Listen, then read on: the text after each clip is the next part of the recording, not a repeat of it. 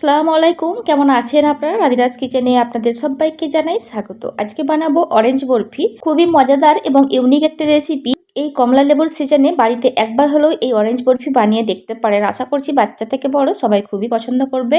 প্রথমেই আমি এখানে 7টা কমলা লেবু নিয়ে নিয়েছি, আর লেবুগুলো কিন্তু একটু বড় সাইজের নিয়েছি। আপনারা যে কোনো সাইজের লেবু এখানে ব্যবহার করতে পারেন।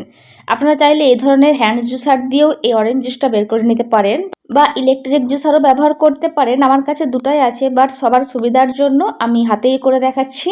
প্রথমেই লেবুগুলিকে এইভাবে হাত দিয়ে একটু ভেঙে নিতে হবে। সব লেবুগুলিকে আমি হাত দিয়ে ভেঙে নিয়েছি। এরপর একটা বাটি নিয়ে নিয়েছি, আর তার উপর একটা স্টেনার বসিয়ে দিয়েছি। তারপরে লেবুগুলিকে দিয়ে দিচ্ছি, দিয়ে একটা স্প্যাচুলা দিয়ে এভাবে চেপে চেপে অরেঞ্জ জুসটাকে বের করে নিচ্ছি। যদি এই ধরনের স্টেনার না থাকে, সেই ক্ষেত্রে আপনারা কিভাবে অরেঞ্জ জুসটা বের করে নিতে পারবেন সেটাও দেখিয়ে দিচ্ছি। সেক্ষেত্রে এরকম পাতলা নেট বা সুতি কাপড় ব্যবহার করতে পারেন। তারপরে এইভাবে হালকা হাতে চেপে চেপে অরেঞ্জ জুসটা বের করে নিতে পারেন। এইভাবে সমস্ত জুসটাই আমি বের করে নিয়েছি।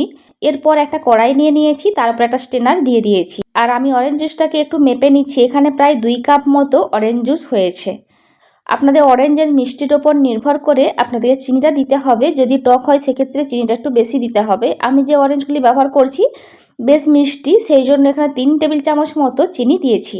তারপর দিয়ে দিচ্ছি বাটারস্কচ ফ্লেভারের কাস্টার্ড পাউডার 3 টেবিল চামচ।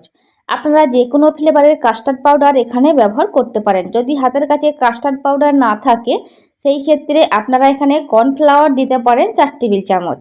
দিয়ে খুব ভালোভাবে মিশিয়ে নিতে হবে। আগে খুব ভালোভাবে মিশিয়ে নিতে হবে, তারপর এটিকে গ্যাসের ওপর বসাতে হবে।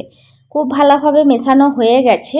অন্যদিকে আমি একটা স্কোয়ার শেপের কেক টিন নিয়ে নিয়েছি। আর স্কোয়ার শেপেরই নিতে হবে এমন কোনো ব্যাপার নেই, আপনারা যে কোনো পাত্র এখানে ব্যবহার করতে পারেন। একটা বাটার পেপার দিয়ে দিয়েছি, দিয়ে সাইড থেকে একটু করে তেল ব্রাশ করে দিচ্ছি। আপনারা চাইলে বাটার পেপারের পরিবর্তে শুধু তেল ব্রাশও করে নিতে পারেন। তারপর গ্যাসের উপরে কড়াইটিকে বসিয়ে দিয়েছি, আর গ্যাসের ফ্লেম মিডিয়ামে রেখে এটিকে জাল করে নিতে হবে। 2 থেকে আড়াই মিনিট জাল করলেই হবে, তার থেকে বেশি কিন্তু দরকার নেই। দেখুন প্রায় 1.5 মিনিট হয়ে গেছে, আর অনেকটা ঘন হতে শুরু করেছে। অনেকটাই জেলি জেলি ভাব হতে শুরু করেছে। আর দেখুন 2 মিনিটের মাথায় অনেকটা ঘন হয়ে গেছে। আপনারা দেখেই বুঝতে পারছেন কতটা জেলি জেলি দেখতে লাগছে। এই পর্যায়ে আমি এটি গ্যাস থেকে নামিয়ে নিচ্ছি, তারপর কেক মোল্ডের মধ্যে ঢেলে দিচ্ছি। কোনো রকম দেরি করা যাবে না, এটি সঙ্গে সঙ্গেই করতে হবে। দিয়ে কেক মোল্ডটিকে 2 থেকে 3 বার ট্যাপ করে দিচ্ছি, এতে করে সমানভাবে চালিয়ে যাবে। আপনারা যদি রুম টেম্পারেচারে রাখতে চান, সেই ক্ষেত্রে আপনাদেরকে 2 থেকে আড়াই ঘন্টা রাখতে হবে। আর যদি নর্মাল ফ্রিজে রাখতে চান, সেই ক্ষেত্রে 1 ঘন্টা রাখলেই হবে। আমি নর্মাল ফ্রিজে 1 ঘন্টা রেখেছিলাম, তারপরে নিয়ে চলে এসেছি। এরপর সাইড থেকে একটু ছাড়িয়ে দিচ্ছি। এরপর আপনারা আপনাদের পছন্দ মতো শেপ দিয়ে এটি কেটে নিতে পারেন। আপনারা চাইলে বরফির শেপেও কাটতে পারেন। আমি একটা স্কোয়ার শেপ করেই কাটছি। আমার রেসিপি যদি আপনাদের ভালো লেগে থাকে, আপনারা ইউটিউব থেকে দেখে থাকলে আমার চ্যানেলটি সাবস্ক্রাইব করতে পারেন। আর ফেসবুক থেকে দেখে থাকলে আমার পেজটিকে ফলো করতে পারেন। সম্ভব হলে আত্মীয় পরিজনদের মধ্যে আমার রেসিপিগুলি শেয়ার করতে পারেন। আপনারা যদি আমার ফেসবুক পেজ বা ইনস্টাগ্রামে যোগ দিতে চান, আমি ডেসক্রিপশনে লিঙ্কটা দিয়ে রাখবো, আপনারা চাইলে যোগ দিতে পারেন।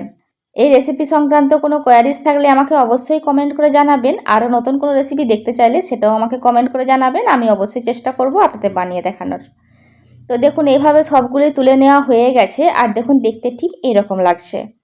আপনারা চাইলে এই পর্যায়ে খেতে পারবেন, তবে আমি এখানে কিছুটা নারকেলের গুঁড়ো নিয়ে নিয়েছি। নারকেলের গুঁড়ো যদি হাতের কাছে না থাকে কোনো সমস্যা নেই, পাউডার দুধ দিয়েও এই কাজটা করে নিতে পারবেন। এই কোটিংটা করার কারণে এটি খেতে অনেক বেশি ভালো লাগবে, আর দেখতে লাগবে তার থেকে অনেক বেশি সুন্দর। দেখুন এইভাবে প্রত্যেকটাকে আমি এইভাবে নারকেলের কোটিং করে নিচ্ছি।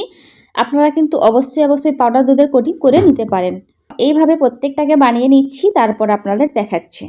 সবগুলো বরফিতে কোটিং করা হয়ে গেছে, আর আমি একটু গার্নিশ করে দিয়েছি। আর দেখুন দেখতে ঠিক এরকম লাগছে, আর খেতে হয়েছিল কিন্তু অসম্ভব টেস্টি।